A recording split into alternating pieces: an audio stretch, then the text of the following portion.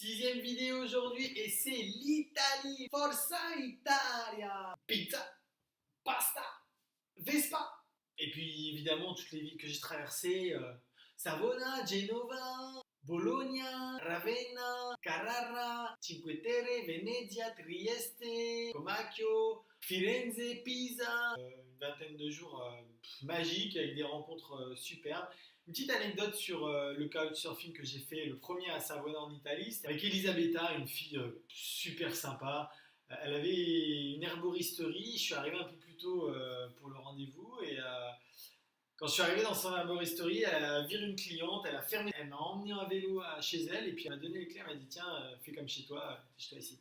Là je me suis dit, mais comment elle peut avoir confiance en un inconnu comme ça? Eh ouais, comment? Et en fait, tout simplement, elle m'a apporté cette gentillesse, cette hospitalité, cette amabilité.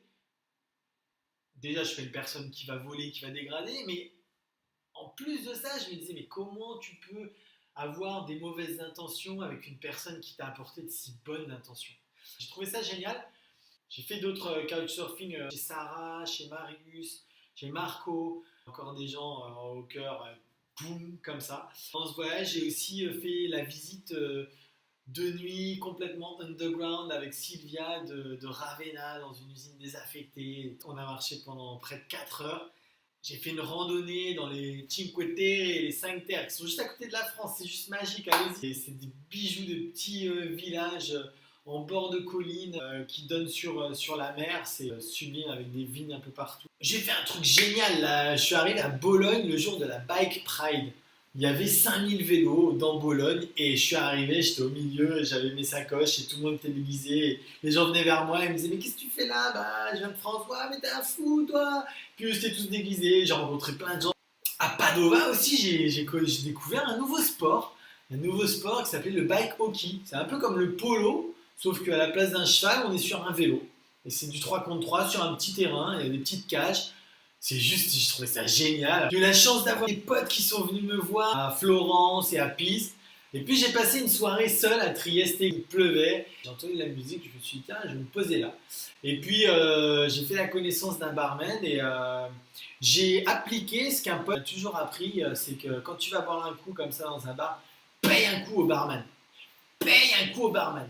Hop. Et généralement, effectivement, quand tu regardes à la fin de la soirée, le barman t'a payé autant, voire plus de coups que toi ce que tu l'as payé. C'est quand même cool. Et en plus, ça te permet de connaître le barman. Qui plus est, ça te permet de rencontrer d'autres gens. Moi, j'étais tout seul, j'ai fini la soirée et j'ai rencontré plein de gens. C'était génial. Et je me suis fait rincer toute la soirée par le serveur à qui j'avais payé 2 bières. Voilà.